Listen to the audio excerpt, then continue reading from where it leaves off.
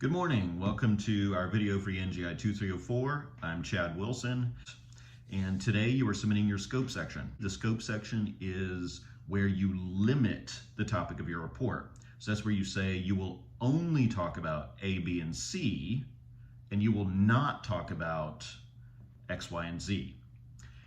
And that only, not statements, those only not statements, that's a good way to think about the scope section, because that really limits. And then your reader says, well, okay, you limited it, but maybe you'll still talk about how the lithium is mined.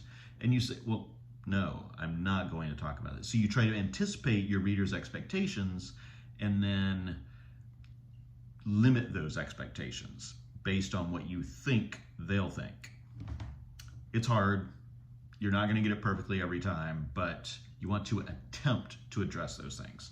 So that's the scope section. Okay, for next week, you have your background or problem section due. And guess what this section does?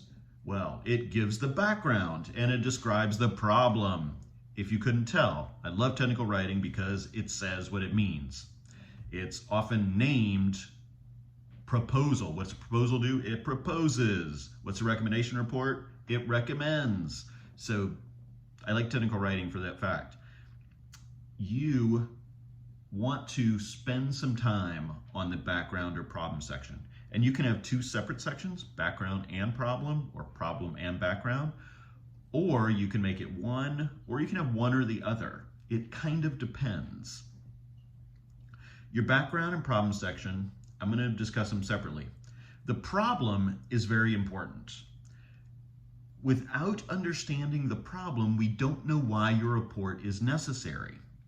So for example, if you are talking about wind power and solar power, the problem could be climate change, other kinds of pollution, the unavailability or problems caused by fossil fuels, the cost of extracting fossil fuels.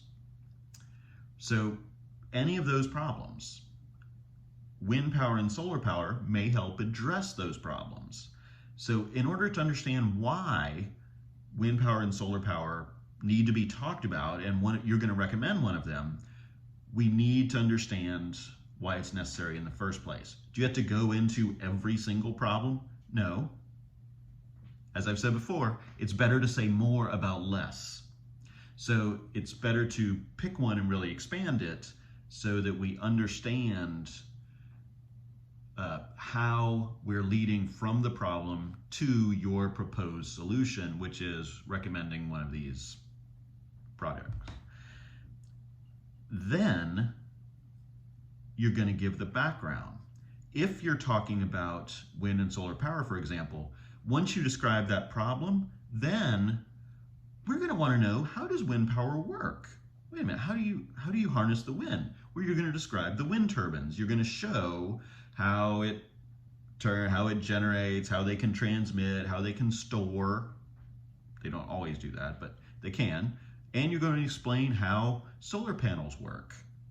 Okay, you're going to go into detail about those things. You don't want to jump over that, because that's background that we need to be able to understand. So we need to know, why is this important? That's the problem. And then we want to know, well, how does it work before we can understand the criteria and understand which recommendation makes sense. Now, with that, I want to make sure that after reading your annotated bibliographies, I want to make sure that you're thinking of your criteria and how to find research for it, how to find the information that you need. Because the idea here is to find the information that you need, not to find someone who's already done the exact research. So if you are doing wind power versus solar power, you could Google wind versus solar. But wait a minute, then you're just going to be regurgitating what someone else said. No, the idea is to find the data for wind, the information that you need for wind, and then find the data for solar, and then you compare it. It's not to have someone else do the comparison. I want you to look at the data and be able to compare it.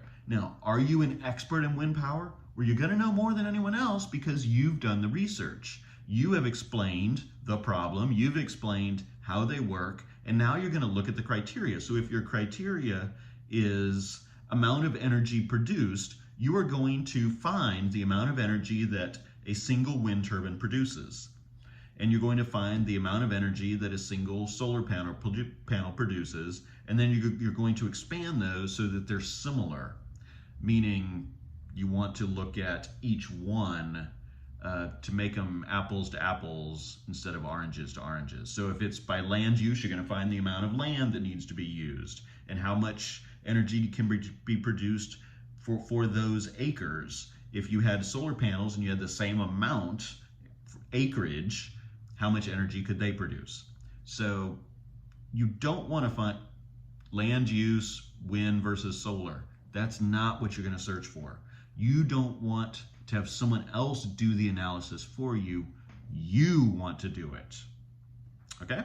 So make sure you're not trying to find someone who's already done all the work for you and you're just going to copy it, because then it just becomes copy and paste. All right? Okay, is that all we need to work on? Good luck.